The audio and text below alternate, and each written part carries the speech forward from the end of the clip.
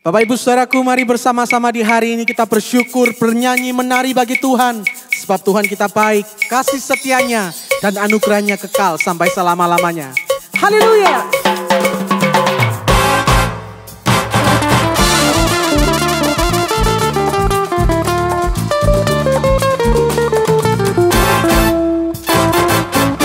Aku berterima kasih, bersuka di hadiratnya. Dia telah ubahkan ratapanku menjadi tari-tarian.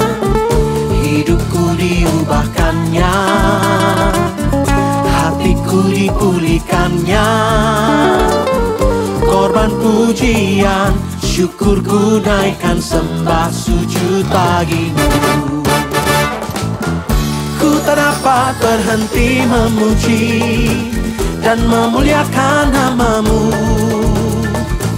Ku persembahkan hidupku ini, jadikan ku alat bagi rencana-Mu.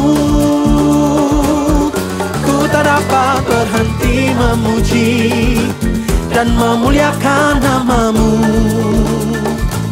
Ku persembahkan hidupku ini, jadikan ku alat bagi rencana-Mu.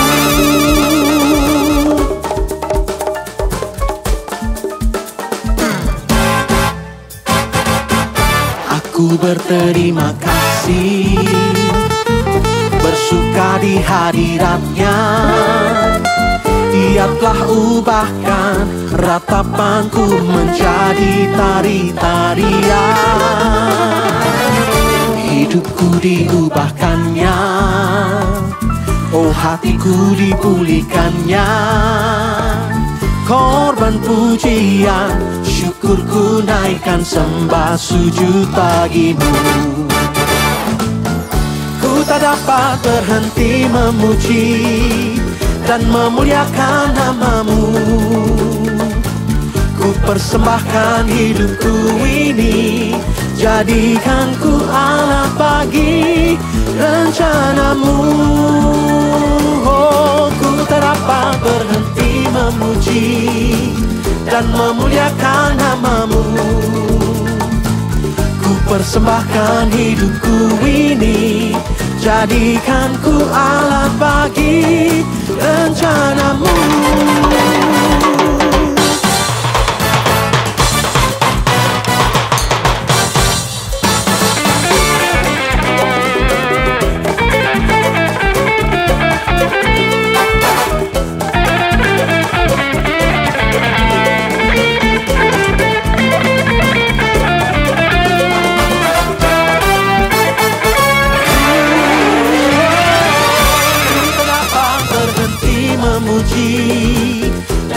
memuliakan nama-Mu.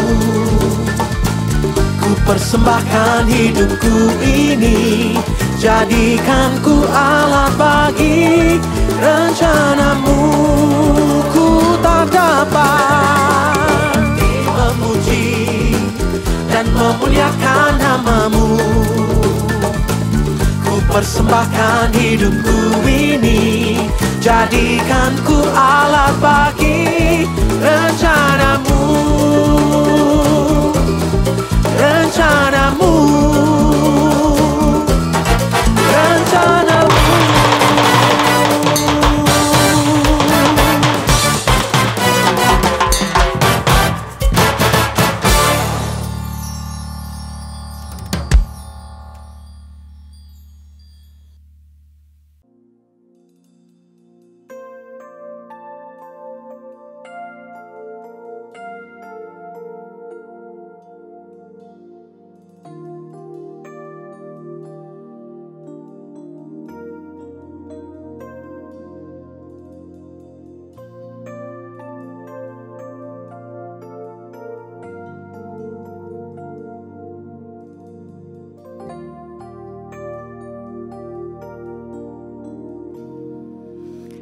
Times of refreshing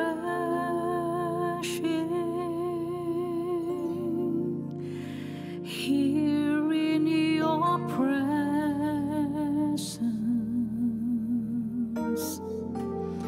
no greater blessing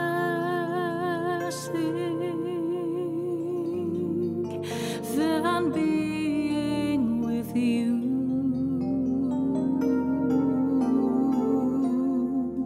My soul is restored,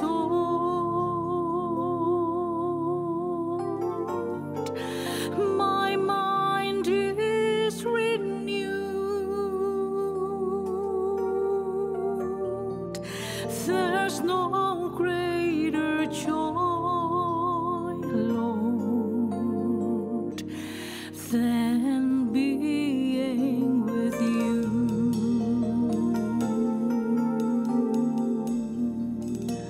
Saat terindah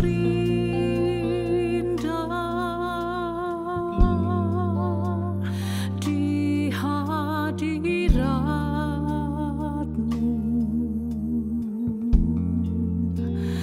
berkat melimpah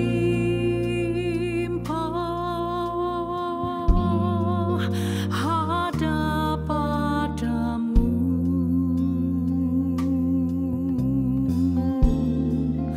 Ku dipulihkan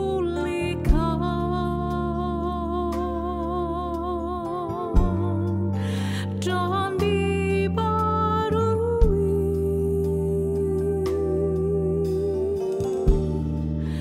dalam hadirat-Mu. Ada sukacita.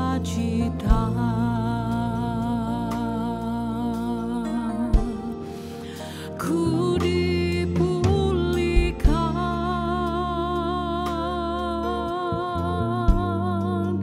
dan dibarui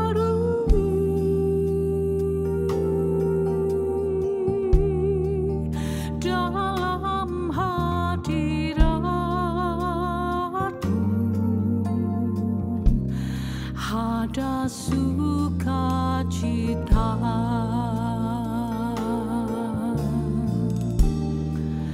Dalam hadirat-Mu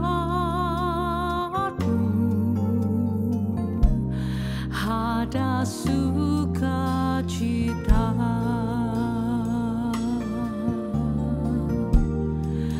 Dalam hadirat-Mu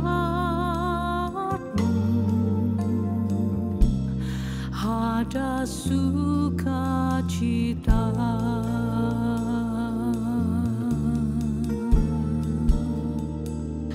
Ini yang kami tahu akan selalu kami alami setiap kali kami ada di dalam hadirat-Mu. Karena kami tahu di dalam hadirat-Mu kami menerima ketenangan dan damai sejahtera. Di dalam hadirat-Mu kami merasa merasakan sukacita yang melimpah. Karena kami yakin saat kami berada dalam hadirat-Mu, ada pemulihan, ada pembaharuan. Dan Engkau Tuhan bekerja di dalam hidup kami. Saat ini juga Roh-Mu mengalir bagi setiap kami yang membuka hati dan menyembah-Mu di dalam hadirat-Mu. Oh, ku buka hatiku, ku terima jamahan-Mu, ku terima pemulihan dari-Mu Tuhan. Haleluya, aku dipulihkan, aku dibaharui. Oh, setiap yang sakit kami percaya aku disembuhkan. Oh, kuasa-Mu mengalir, kasih-Mu mengalir, mengalir, mengalir dan tak berhenti mengalir. Kami rasakan dalam hadirat-Mu Tuhan. Kami alami ini semua di dalam hadirat-Mu.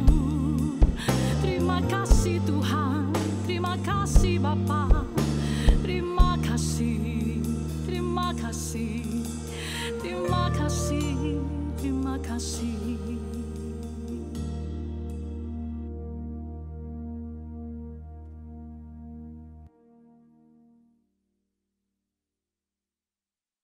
Shalom saudara sekalian, salam sejahtera dalam kasih Tuhan kita Yesus Kristus. Saudara-saudaraku dari gereja Suara Kebenaran Injil Nginden, Petani Nginden, Manyar, Sukomanunggal dan beberapa wilayah lain, kita mau bersama-sama mendengar firman Tuhan, ya. Mari kita berdoa. Bapa di dalam surga, Engkau taruh perkataan-Mu di mulut anak-Mu ini, agar hanya kebenaran-Mu yang kami dengar. Dan pesan ini benar-benar pesan yang tertuang dari hati-Mu bagi jemaat Tuhan. Terima kasih Bapa, di dalam nama Tuhan Yesus Kristus kami bersyukur, kami berdoa kepadamu. Amin. Amin. Selalu di hadirat-Mu, menghayati kekudusan-Mu, ku gentar dan hidup tidak bercela, agar layak tinggal di dalam-Mu, menjaga perasaan Bapa, pelayanan yang sesungguhnya, setiap langkah dalam hidupku sesuai pikiran perasaan-Mu. Ku mengasihi-Mu, ku menghormati-Mu. Engkau satu-satunya harta milikku, berharga di hidupku. Kau yang ku rindukan, Kau yang ku nantikan. Bila ku boleh datang memandang wajah-Mu, Tuhan, ku mengasihi-Mu, ku mengasihi-Mu,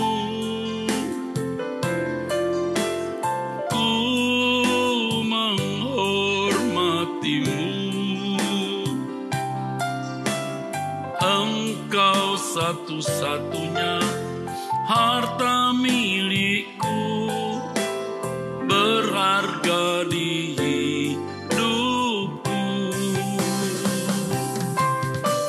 Kau yang ku rindukan,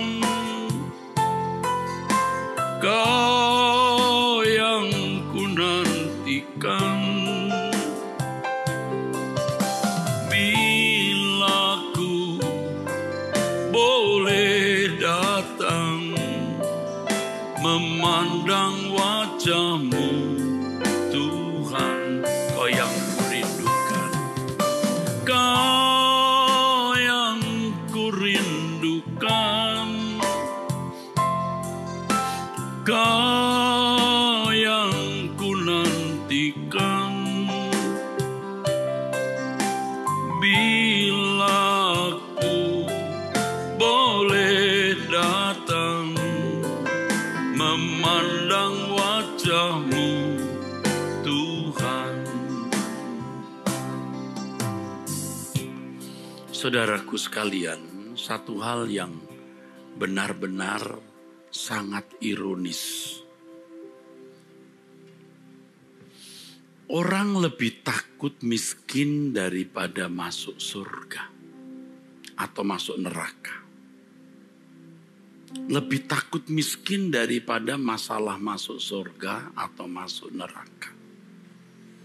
Jadi manusia mempersoalkan mengenai keadaannya di bumi, tetapi tidak mempersoalkan apakah dia masuk surga atau masuk neraka.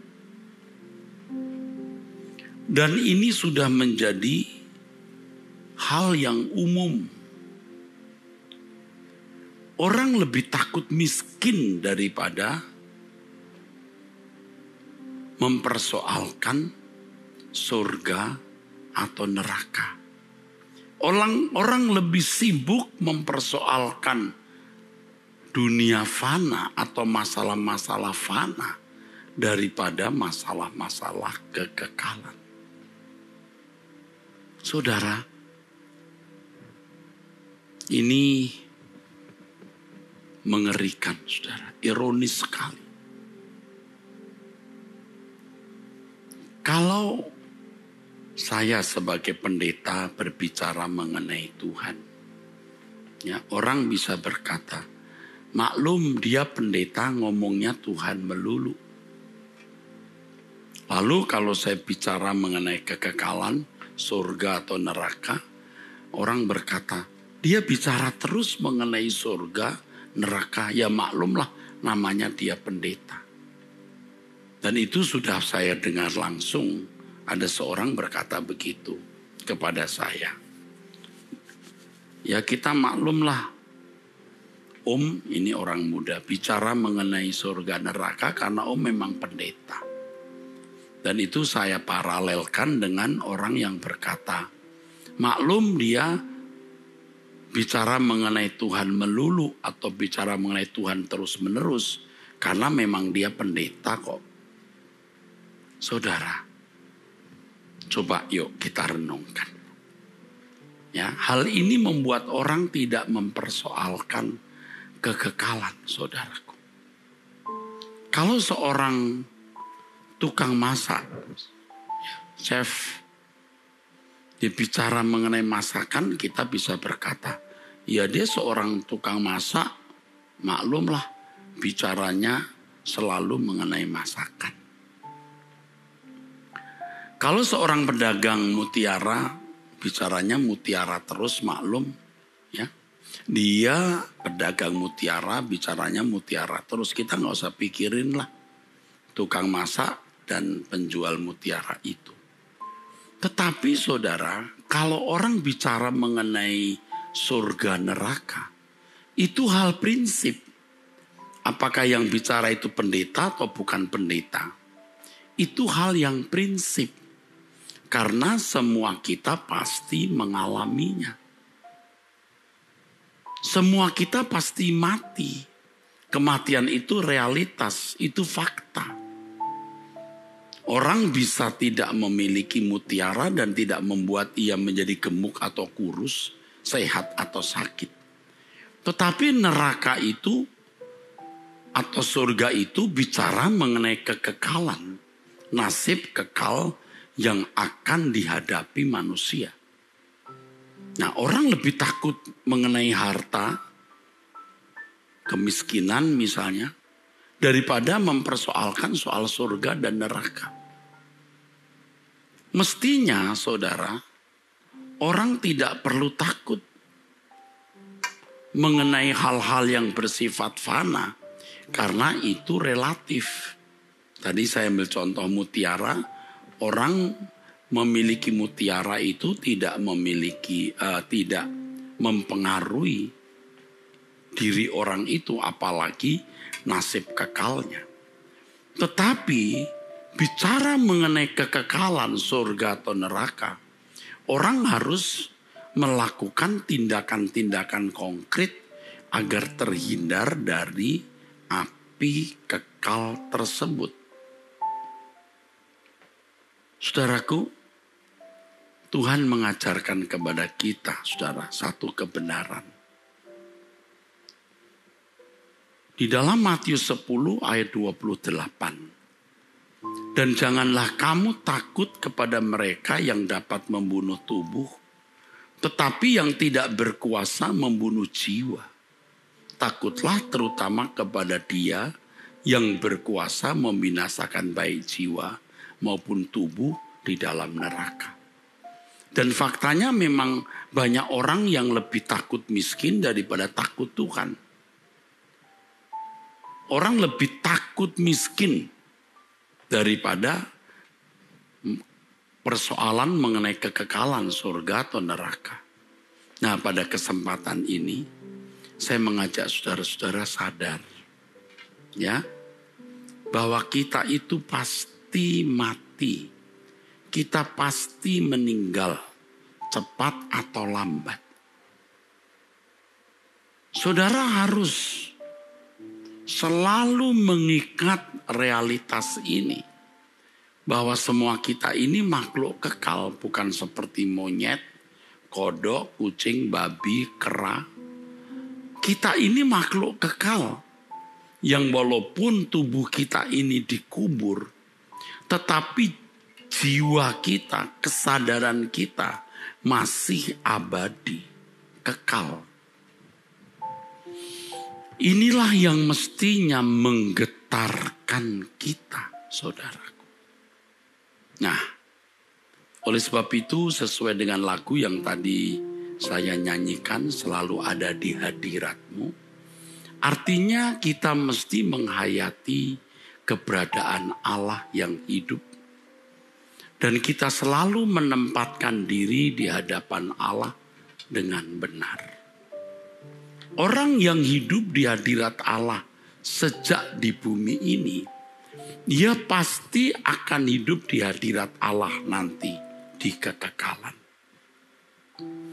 Orang yang tidak hidup di hadirat Allah sejak di bumi, ia tidak akan pernah hidup di hadirat Allah di kekekalan. Orang yang tidak hidup di hadirat Allah ini, gejalanya, ciri-cirinya jelas. Apa? Yang pertama, dia pasti ceroboh. Hidupnya pasti tidak bersih. Ia tidak akan hidup suci. Ia tidak akan berjuang untuk hidup tidak bercacat, tidak bercela. Tapi kalau orang hidup di hadirat Allah, perasaan takut dan gentar sepatutnya kepada Allah, itu yang mencegah dia berbuat kesalahan. Kalaupun sampai dia berbuat dosa, jiwanya akan sangat tersiksa, sakit, sampai begitu traumanya, sehingga dia tidak akan berbuat dosa atau berbuat salah lagi. Jadi orang yang hidup di hadirat Allah itu orang pasti hidup suci. Menjaga kesucian. Tidak akan betah berbuat dosa, saudara. Hidup di hadirat Allah selalu. Yang kedua, orang yang hidup di hadirat Allah itu, Orang yang tidak tertarik dengan keindahan dunia. Karena keindahan Tuhan itu menenggelamkan ya, keindahan dunia. Keindahan dunia akan luruh, hancur jika ada di dalam kemuliaan Tuhan. And all things that surround us become shadow in the light of God. Orang apapun di sekitar kita akan gugur, luruh di dalam terang kesucian Allah. Jadi kalau orang masih materialistis, orang masih terikat dengan keindahan dunia ini, berarti dia belum mengenal dan mengalami Allah yang hidup. Percuma dia berkata kau yang terindah dalam hidup ini, itu hanya mulut. Orang yang benar-benar hidup di hadirat Allah dan mengalami hadiratnya akan menemukan keindahan Tuhan melampaui segala keindahan. Yang ketiga, orang yang hidup di hadirat Allah itu, saudaraku, adalah orang-orang yang memiliki kekuatan batin. Kekuatan batin yang kokoh sekali, saudara. Sebab dia yakin Allah itu hadir, ada, dan mengalaminya. Sehingga dia bukan saja percaya kepada Allah yang hidup, tetapi mengalami Allah yang hidup. Dan kalau orang mengalami Allah yang hidup, Allah yang maha kuat, Allah yang maha kuasa, Allah yang maha perkasa, tidak ada yang melampaui kekuatan Allah. Siapa yang ditakuti? Tentu dalam hidup ini orang-orang yang hidup di hadirat Allah itu hanya takut kepada satu hal saja. Takut akan Allah. Orang yang takut akan Allah secara benar, itu orang yang tidak takut menghadapi apapun. Tapi orang yang takut terhadap dunia ini, takut miskin, takut tidak kebahagiaan, takut tidak terhormat, pasti tidak takut akan Allah. Dan orang yang tidak takut akan Allah sejak di bumi, nanti kalau meninggal dunia menghadap tahta Tuhan, baru takut. Gemetar. Tetapi orang yang takut akan Allah sejak di bumi, ketika menghadap Tuhan dia tidak takut lagi. Ia bertemu dengan Bapa, dia bertemu dengan Tuhan Yesus, tidak takut lagi, saudaraku. Saudaraku sekalian, orang yang ada di hadirat Allah, ya, hidup suci, saudaraku, yang pasti menghormati Tuhan dan dunia tidak lagi menarik baginya. Orang yang takut, yang hidup di hadirat Allah tidak takut menghadapi apapun. Hatinya kokoh dan kuat. Dan yang berikutnya, orang yang hidup di hadirat Allah itu pasti rela berjuang untuk kerajaan surga. Ia kan pasti berjuang, saudaraku. Ia hidup untuk kerajaan Allah. Saudara, kalau Allah itu hidup, Allah itu hadir, alami Tuhan. Ayo kita mengalami Tuhan. Jangan berpikir hanya pendeta yang bisa mengalami Allah dan hidup di hadiratnya. Semua kita harus mengalami Tuhan dan hidup di hadiratnya. Tidak ada diskriminasi antara pendeta dan bukan pendeta, imam dan awam, tidak ada diskriminasi. Semua kita, anak-anak Allah yang berdiri sama tinggi, duduk sama rendah. Tergantung seberapa kita serius benar-benar berurusan, berperkara dengan Allah. Saudara, Allah itu hidup, Allah itu nyata. Maka hadiratnya juga nyata. Dan kita harus belajar untuk bisa sungguh-sungguh mengalami hadirat Allah. Kita harus sungguh-sungguh bisa mengalami hadirat Allah. Saya percaya apa yang saya kemukakan ini akan mengubah hidup saudara kalau saudara mendengar, mengerti, dan mengenakannya dalam hidup. Saya sendiri juga berjuang bagaimana saya mengalami Allah yang hidup. Karena ketika saya sekolah teologi dengan begitu banyak ilmu teologi yang saya miliki, tidak menjamin saya bersentuhan dengan Allah.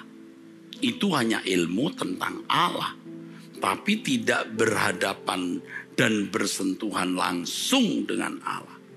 Nah sekarang saya mau bersentuhan dengan Allah. Saya berjuang, saudaraku. Ya. Makanya saya karang lagu ini. Selalu di hadirat-Mu,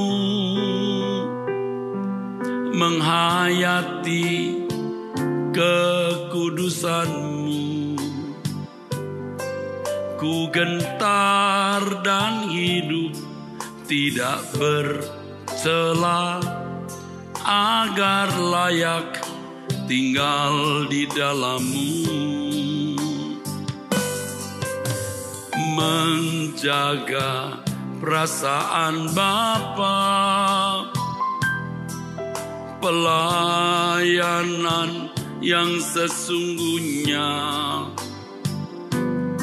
setiap langkah dalam hidupku sesuai pikiran perasaanmu. Ku mengasihimu, ku menghormatimu. Engkau satu-satunya harta milikku, berharga di hidupku. Kau yang ku rindukan, Kau yang ku nantikan.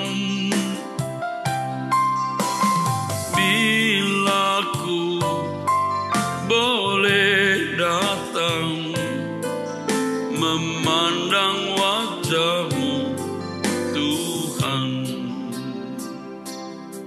Saudara, orang yang di hadirat Allah itu memiliki kegentaran sehingga hidup tidak bercela. Nah, karena ia ingin layak tinggal di hadirat Allah. Jadi kalau kita hidup tidak benar, kita kotor, kita tidak akan merasa nyaman di hadirat Allah. Dan kita tidak bisa menghadirkan hadiratnya di dalam hidup kita. Kalau kita hidup di hadirat Allah, kita akan menjaga perasaan Bapa. Dan menjaga perasaan Bapa artinya tidak melukai Dia dengan sikap dan perbuatan kita. Itu adalah pelayanan yang sesungguhnya. Saudara harus mengalami Tuhan, sehingga kita bisa mengalami hidup di hadirat Allah senantiasa. Orang yang hidup di hadirat Allah sejak di bumi, dia akan pasti nanti bisa masuk hadiratnya. Tapi kalau orang tidak hidup di hadirat Allah sejak di bumi, ia tidak akan bisa hidup di hadirat Allah. Ya, jangan berpikir waktu kita di dunia kita hidup sembarangan, kita sembrono, lalu pada waktu kita meninggal kita bisa masuk hadirat Allah. Tidak mungkin, saudara.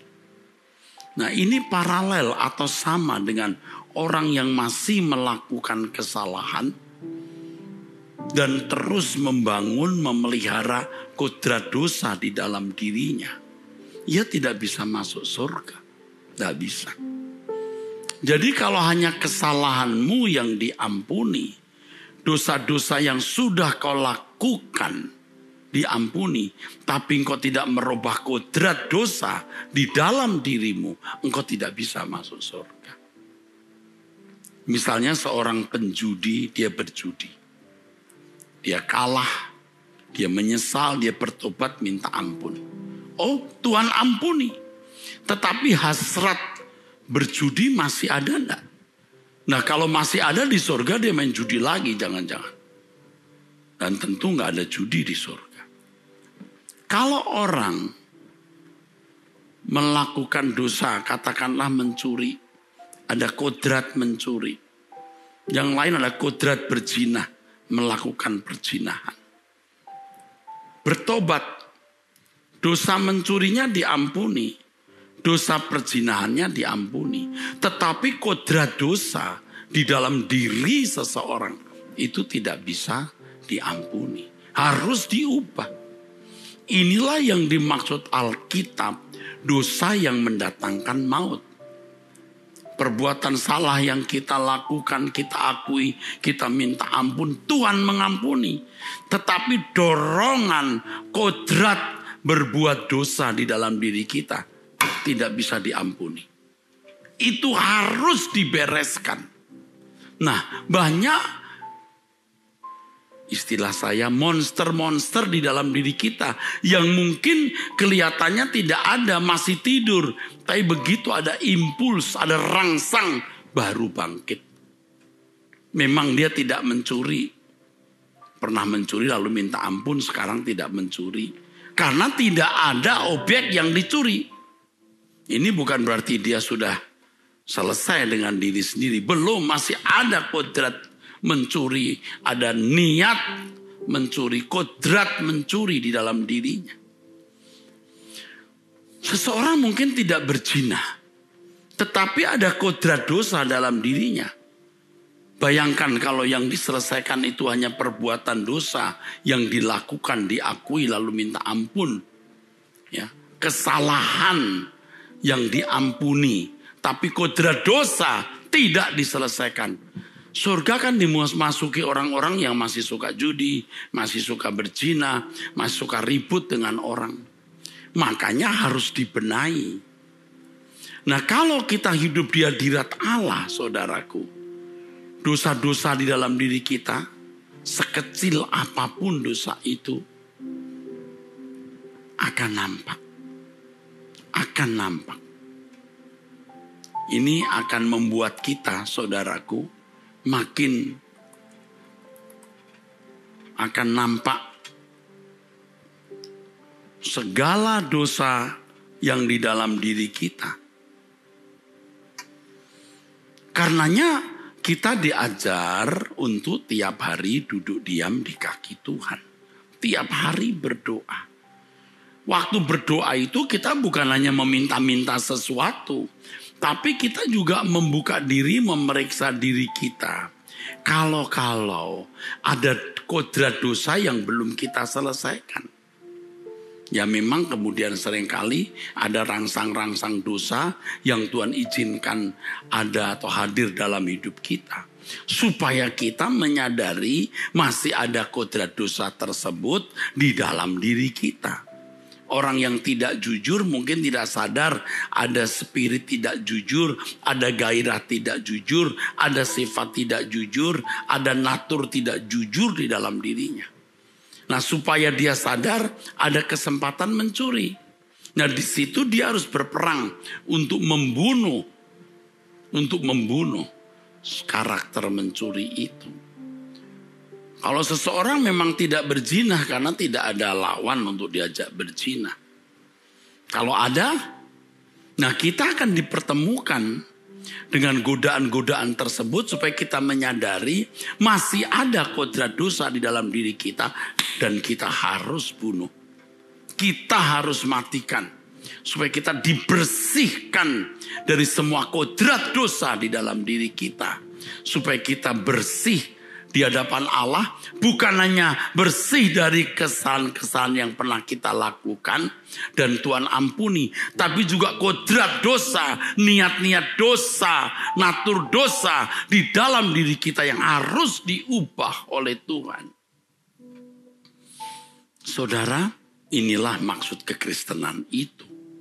Kita dikembalikan ke rancangan semula, artinya kita memiliki pikiran perasaan yang selalu hanya memproduksi keinginan, selalu menciptakan atau memproduksi kehendak yang selalu sesuai dengan pikiran dan perasaan Allah.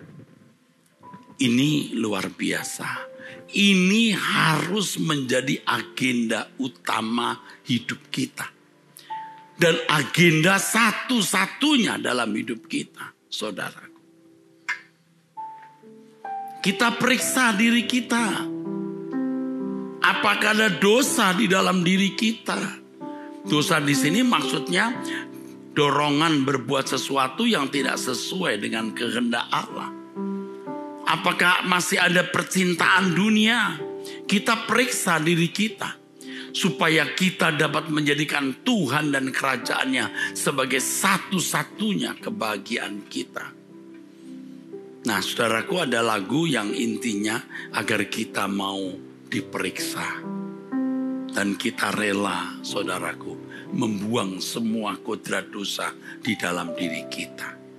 Ya Bapa, beri aku mengerti keadaanku di mata-Mu. Masihkah ada dosa tersembunyi, kesalahan tak ku sadari? Ya Bapa, bukalah pengertianku agar ku kenali diriku. Masihkah ada percintaan dunia yang mengikat hatiku? Aku bersedia melepas semua, tak bercela dalam pandangan-Mu. Sebelum mata menutup selamanya, aku layak di hadapan-Mu. Aku bersedia melepas semua, tak bercela dalam pandangan-Mu Bapa. Sebelum mata menutup selamanya, aku layak di hadapan-Mu. Aku bersedia. Aku bersedia melepas semua, tak bercela dalam pandangan-Mu. Sebelum mata menutup selamanya, aku layak di hadapan-Mu. Jemaat GSKI Betani Nginden, ya, GSKI Manyar, GSKI Citraland, GSKI Sukomanunggal dan seluruh cabang sekota di Surabaya dan sekitarnya. Dengan tulus saya mengajak saudara untuk benar-benar mempersiapkan diri menghadapi kegagalan. Saudara harus benar-benar menemukan Tuhan, benar-benar mengalami Tuhan, supaya kita itu di dalam menghayati keberadaan Allah, kita bisa hidup di hadirat-Nya. Dan orang yang hidup di hadirat Allah itu, saudaraku, pasti memiliki tanda-tanda yang tadi saya kemukakan. Pasti hidup suci, tidak terikat, tidak tertarik dunia ini, tidak takut menghadapi apapun, dan rela berbuat apapun untuk Tuhan. Ya, orang yang hidup di hadirat Allah akan mempersiapkan diri secara patut supaya bisa tahan berdiri di hadapan anak manusia. Kenapa tahannya? Karena hidupnya bersih. Orang yang takut, maksud saya orang yang tidak takut Tuhan, itu takut menghadapi dunia. Takut miskin, takut tidak kebagian, takut tidak terhormat. Tapi orang yang takut akan Tuhan tidak takut menghadapi dunia ini. Dan ini akan mendorong seseorang bisa hidup di dalam kebenaran dan kesucian Allah. Ia akan terus berjuang untuk menanggalkan semua kodrat dosa, niat-niat dosa di dalam diri. Bukan hanya tidak berbuat kesalahan, bukan hanya tidak berbuat dosa, tetapi potensi dosa di dalam diri seseorang itu juga harus dibuang. Tidak mungkin orang yang di dunia masih memiliki kodrat dosa. Ya walaupun kadang-kadang belum tentu diekspresikan karena tidak ada kesempatan untuk memuaskan atau mengekspresikan keinginan-keinginan dosa itu. Ya. Tidak mungkin orang seperti ini bisa ada di hadapan Allah. Nah, banyak orang Kristen berpikir dosanya sudah diampuni, dia pasti masuk surga. Perbuatan dosa kita diampuni, kalau kodrat dosa dalam diri kita tidak ditanggalkan, tidak dibuang, tidak dihancurkan, tidak dibunuh, maka kita tidak akan layak di hadapan Allah. Seperti yang tadi saya kemukakan, mungkin Anda tidak judi lagi. Tapi potensi judi masih ada. Nah kalau orang seperti ini masuk surga, penjudi masuk surga. Mungkin Anda hari ini tidak berkelahi dengan orang. Tidak ada sarana, tidak ada kesempatan untuk itu. Tapi ada potensi untuk berkelahi. Potensi, ada kodrat untuk tidak mau mengalah, tidak mau dirugikan, benci. Nah ini kalau mati dibawa dan pasti dia tidak layak masuk surga dengan keadaan batin seperti itu. Makanya kita harus membenahi diri. Maka lagu ini mengatakan, beri aku mengerti keadaanku di matamu. Masihkah ada dosa tersembunyi, kesalahan yang tak kusadari Tuhan. Semua kita saudara, dan saya walaupun pendeta, saya juga harus memeriksa diri kalau ada dosa yang belum saya selesaikan. Kalau ada percintaan dunia di dalam diriku. Jadi waktu kita di hadapan Tuhan, tangan kita harus bersih. Bersih dari kenajisan dan dosa. Kita harus optimis kita bisa mencapai hal tersebut. Karena Tuhan sendiri yang berfirman agar kita kudus seperti Dia kudus. 1 Petrus pasal 1 ayat 16. Nah saudaraku sekalian, tidak mungkin tidak bisa kudus. Kalau kita memandang bahwa tidak mungkin manusia itu hidup kudus, saudara seperti memandang Yesus atau menuduh Allah sebagai pembohong. Allah memerintahkan manusia untuk melakukan yang tidak bisa dilakukan. Itu tidak fair. Tetapi yang benar, Allah memerintahkan kita sesuatu yang kita bisa lakukan. Tentu di dalam pertolongan dan pimpinan Tuhan. Saudara, dunia makin tidak bisa menjanjikan. Masalah demi masalah akan muncul. Ya. Kelas dunia sampai kelas regional atau kelas wilayah Indonesia. Pasti ada. Goncangan-goncangan yang luar biasa akan terjadi. Sesuai firman Tuhan. Tetapi kita tenang teduh mempersiapkan diri untuk masuk ke dalam pengangkatan. Dunia akan menjadi lautan api. Tapi orang-orang yang takut akan Allah akan diangkat Tuhan di dalam kemuliaan. Saudara, ini yang Tuhan ingin kita lakukan. Ya. Jadi saudaraku sekalian, kalau kita diberi Tuhan kesempatan untuk bertobat, kita bertobat. Jangan saudara pandang apa yang saya katakan ini terlalu ekstrim, terlalu berlebihan. Ini standar. Karena semua kita pasti menghadap tahta pengadilan Allah. Bahaya saudaraku.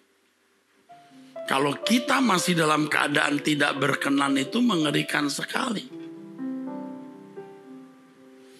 Beri aku tempat di hadirat-Mu, Bapa, setiap saat, dimanapun juga. Sejak ku di bumi sampai nanti di surga, ku ingin selalu di hadirat-Mu. Hanya Engkaulah kebahagiaanku, harta abadi kesukaanku. Ku tinggalkan dosa dan indahnya dunia, agar aku layak di hadirat-Mu.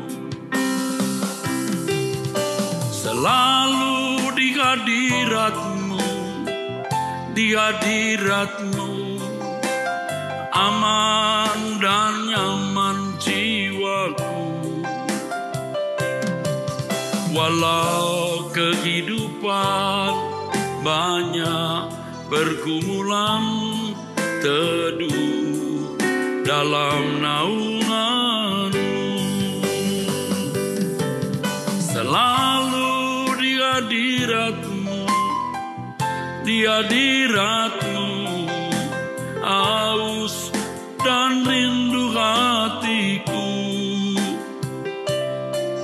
Di setiap waktu dalam hadirat Bapa, perhentianku sempurna.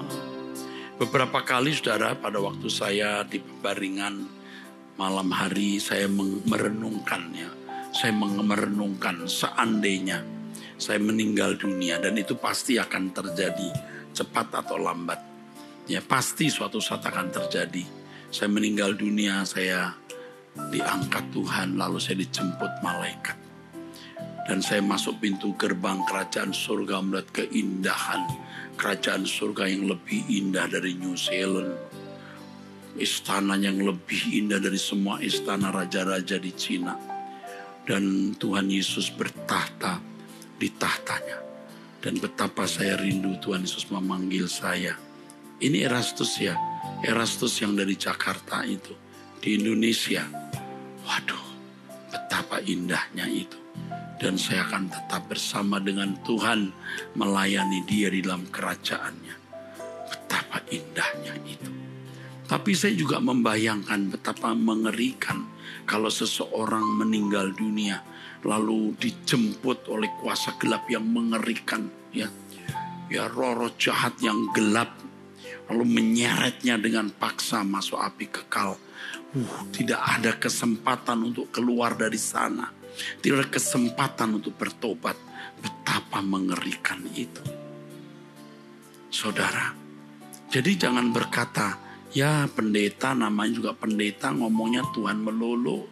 Ya pendeta namanya juga pendeta, ngomongnya surga neraka melulu. Ini beda dengan pedagang mutiara yang bicaranya mutiara melulu, tapi tidak punya mutiara pun tidak menjadi masalah. Tapi surga neraka ini hal yang prinsip di dalam hidup. Lalu juga satu lagi yang saya bayangkan saudara, kalau nanti ya saudaraku, ada orang yang digiring ke dalam api kekal.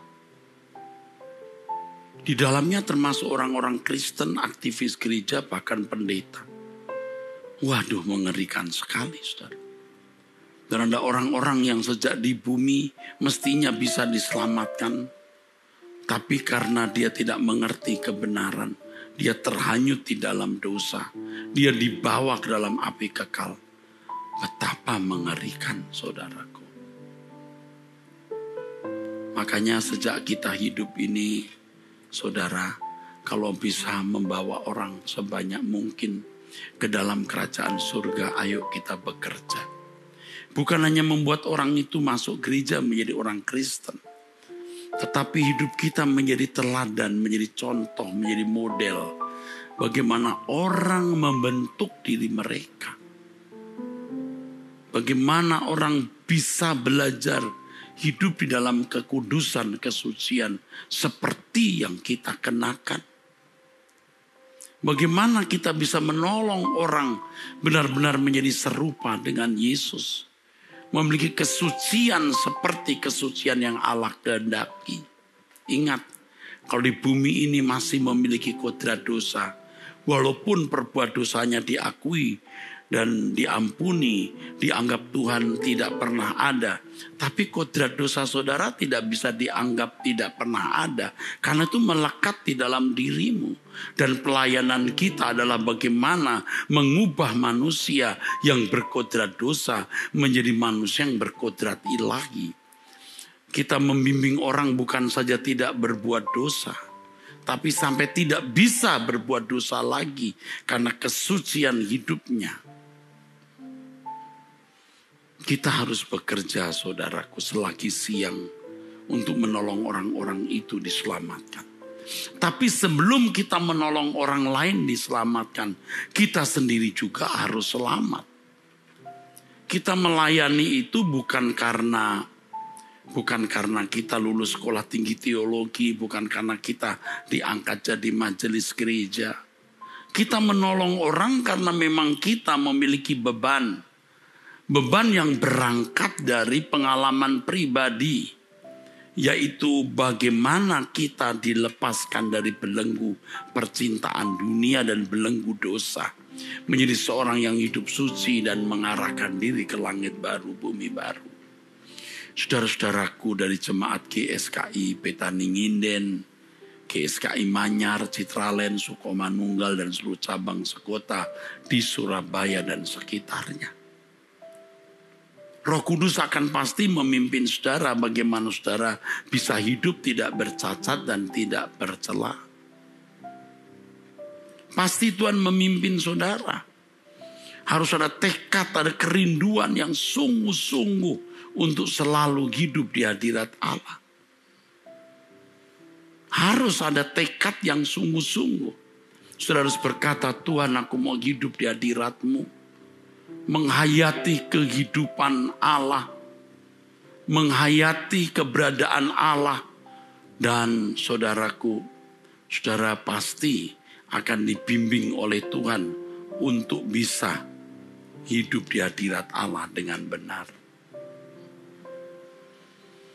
Selalu di hadirat-Mu, menghayati kekudusan-Mu, ku gentar dan hidup tidak bercela, agar layak tinggal di dalam-Mu, menjaga perasaan Bapa, pelayanan yang sesungguhnya, setiap langkah dalam hidupku sesuai pikiran perasaanmu. Ku mengasihimu, ku menghormatimu. Engkau satu-satunya harta milikku, berharga di hidupku. Kau yang kurindukan, Kau yang kunantikan. Bila ku boleh datang memandang wajah-Mu, Tuhan. Kau yang kurindukan, Kau yang kunantikan. Bila ku boleh datang memandang wajah-Mu, Tuhan.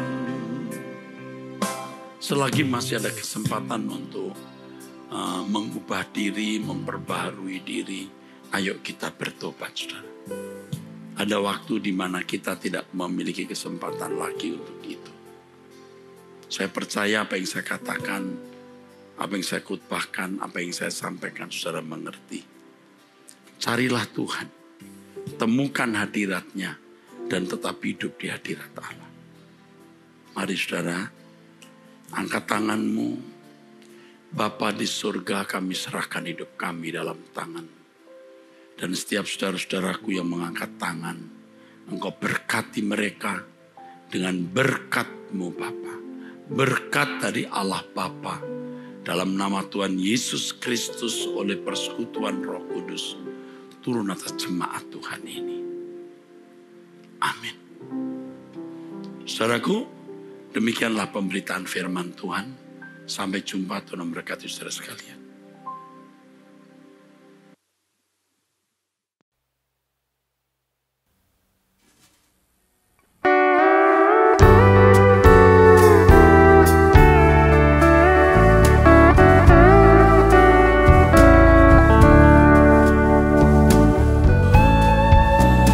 While the world looks upon me as I struggle alone, they say I have nothing, but they are so wrong.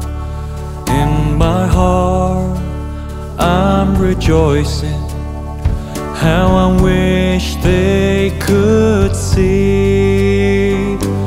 Thank you, Lord, for your blessings on me. There's a roof up above me, I've a good place to sleep. There's food on my table and shoes on my feet.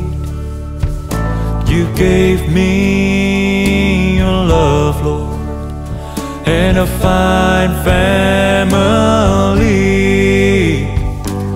Thank you, Lord, for your blessings on me.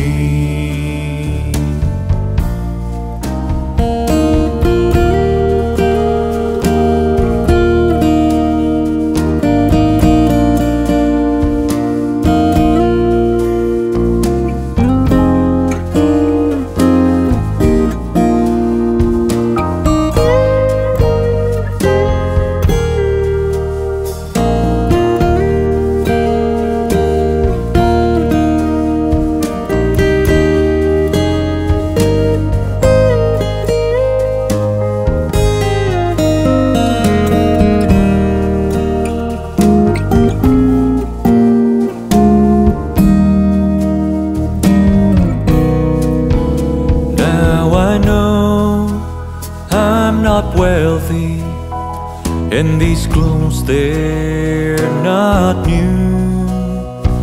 I don't have much money, but Lord, I have you, and that's all that matters, though the world may not see.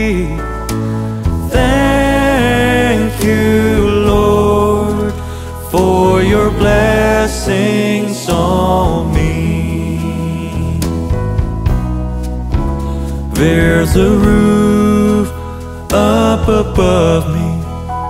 I've a good place to sleep. There's food on my table and shoes on my feet. You gave me your love, Lord, and a fine family. Thank you, Lord, for your blessings on me. Thank you, Lord, for your blessings on me. Thank you, Lord, for your blessings on me.